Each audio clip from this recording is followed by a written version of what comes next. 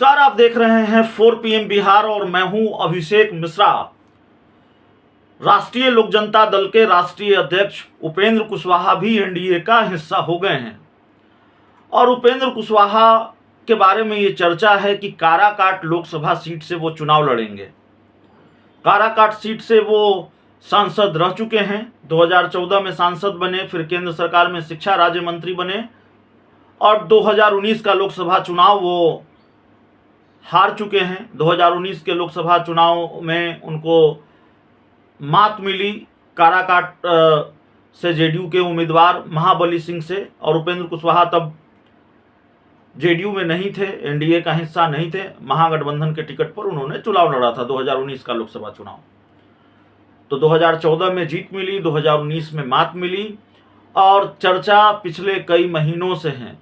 जब से ये चर्चा है कि उपेंद्र कुशवाहा एनडीए में शामिल होंगे, खैर अब तो शामिल हो गए हैं, जब उनके एनडीए में शामिल होने की चर्चा थी, नीतीश कुमार का साथ जब उन्होंने छोड़ा था, तब से ये चर्चा है कि बात फाइनल हो चुकी है बीजेपी के साथ उपेंद्र कुशवाहा की, और अपने लिए वो काराकाट लोकसभा की सीट ही चाहते हैं।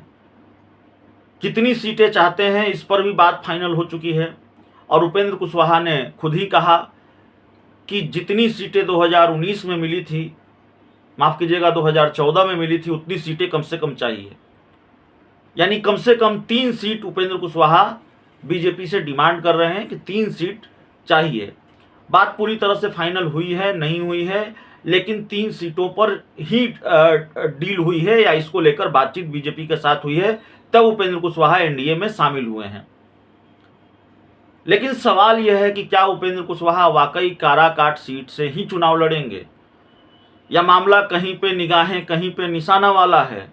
दिखा वो रहे हैं काराकाट की सीट और लड़ने कहीं और जा रहे हैं। 4 PM यही बताने आपको जा रहा है उपेंद्र कुशवाहा की निगाह कहाँ है और निशाना कहाँ है। सियासत की शतरंज भी बहुत अजीब होती है और शतरंज ही अजीब होती है।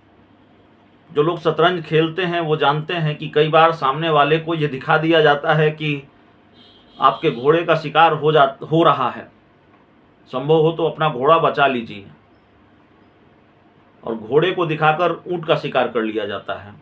ये होता है शतरंज में। उपेंद्र कुशवाहा भी कहीं यही तो नहीं कर रहे हैं ताकि कोई मजबूत पहलवान उनके सामने खड़ा न हो।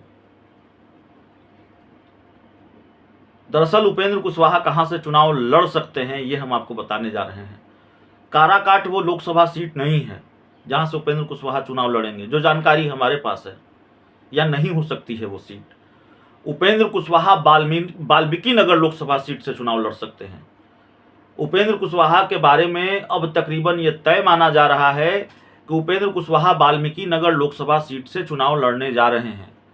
जातीय समीकरणों के लिहाज से भी वाल्मीकि नगर उपेंद्र कुशवाहा के लिए बहुत मुफीद सीट है, और काराकाट की लोकसभा सीट जातीय समीकरणों के लिहाज से मुफीद तो है, लेकिन पहलवान के लिहाज से, लड़ाई के लिहाज से महत्वपूर्ण नहीं है। महाबली सिंह मजबूत पहलवान हैं और महाबली सिंह के सामने अगर उपेंद्र कुशवाहा हुए तो जाहिर तौर पर मुकाबला कड़ा हो सकता है। हालांकि महाबली सिंह के मुकाबले उपेंद्र कुशवाहा का चेहरा बड़ा है, उनका कद बड़ा है, और जिस जाति के वोटरों पर उपेंद्र कुशवाहा की पकड़ है वो पकड़ बहुत मजबूत है। लेकिन बावजूद इसके 2024 के लोकसभा चुनाव में महागठबंधन का पलड़ा भारी रहने वाला है। इसीलिए किसी सीट पर या ऐसी किसी सीट पर अप्रत्याशित परिणाम भी आ सकते हैं। ऐसे परिणाम भी आ सकते हैं जिसकी कल्पना आपने न की होगी। राजनीति की समझ कुछ और कहती है और परिणाम कुछ और आ जाए, ये बहुत हैरानी वाली बात नहीं है। इसीलिए जो मेरी समझ कहती है कि उपेंद्र कुशवाहा के लिए काराकाट की सीट बहुत सेफ सीट नहीं है, बहुत सुरक्षित नहीं है। शायद उपेंद्र कुशवाहा को ये लग गया है, तभी सूत्रों के हवाले से हमारे पास ये जानकारी सामने आ रही है कि वो वाल्मीकि नगर से चुनाव लड़ सकते हैं या लड़ने जा रहे हैं। वाल्मीकि नगर सीट वो अपने लिए चुन सकते हैं। अब जिस वाल्मीकि नगर सीट की हम बात कर रहे हैं उसका थोड़ा इतिहास भूगोल भी समझ लीजिए। वाल्मीकि नगर लोकसभा सीट पर बीजेपी, कांग्रेस और जेडीयू के बीच मुकाबला होता आया है। आगामी चुनाव में जेडीयू और कांग्रेस साथ लड़ने वाली है। ऐसे में समीकरण बदल गए हैं और उपेंद्र कुशवाहा इन बदले समीकरणों के बीच इस सीट पर दावा ठोक सकते हैं, इस सीट से चुनाव लड़ सकते हैं। और वाल्मीकि नगर सीट बिहार के पश्चिमी चंपारण जिले की लोकसभा सीट है, नेपाल बॉर्डर पर स्थित है और 2008 के परिसीमन में यह सीट अस्तित्व में आई थी। 2009 में यहाँ पहली बार चुनाव हुआ और तब से लेकर अब तक इस सीट पर एनडीए का कब्जा रहा है। तो इस लिहाज से भी उपेंद्र कुशवाहा के लिए ये सीट बड़ी मुफीद सीट है, क्योंकि जिस खेमे में वो गए हैं, जिस एनडीए में वो गए हैं, उसी एनडीए का कब्जा अब तक इस सीट पर रहा है। वाल्मीकि नगर लोकसभा क्षेत्र का जो जातीय समीकरण है वो यह है कि ब्राह्मण वोटर निर्णायक भूमिका में है। इसके अलावा कुशवाहा, थारू जनजाति, मुस्लिम और यादव वोटर्स भी बड़ी संख्या में है। अधिकतर राजनीतिक दल ब्राह्मण कुशवाहा वोटर्स पर ही अपना दाव खेलते हैं और जेडीयू के सुनील कुमार कुशवाहा अभी वाल्मीकि नगर से मौजूदा सांसद हैं। तो वोट बैंक के लिहाज से भी उपेंद्र कुशवाहा के लिए ये सीट कम मुफीद नहीं है। उपेंद्र कुशवाहा को यह सीट सूट करती है और लड़ाई आसान और मुश्किल होने के लिहाज से भी उपेंद्र कुशवाहा के लिए वाल्मीकि नगर की लड़ाई आसान दिखती है, क्योंकि एक तो मनोवैज्ञानिक दबाव सामने वाले पर होगा, क्योंकि ये सीट एनडीए के खाते में जाती रही है, यह सीट एनडीए के हिस्से में जाती रही है। तो जाहिर तौर पर उपेंद्र कुशवाहा इस सीट से चुनाव लड़ेंगे, लड़ सकते हैं, ऐसी जानकारी हमारे पास है और ये बड़ी जानकारी है।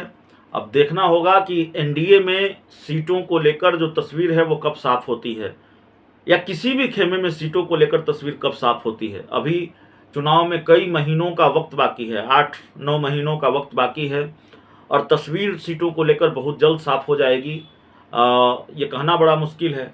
फिर भी हमने कल आपको महागठबंधन कोटे की सीटें बताई हैं। 4PM ने आपको बताया है कि आरजेडी कितनी सीटें पर और कौन कौन सीटों पर लड़ सकती है, कांग्रेस कितनी सीटों पर और कौन कौन सीटों पर लड़ सकती हैं, और जेडीयू कितनी सीटों पर और कौन कौन सीटों पर लड़ सकती है। फिर आज उपेंद्र कुशवाहा के बारे में हम आपको बता रहे हैं कि वाल्मीकि नगर सीट से उपेंद्र कुशवाहा चुनाव लड़ सकते हैं।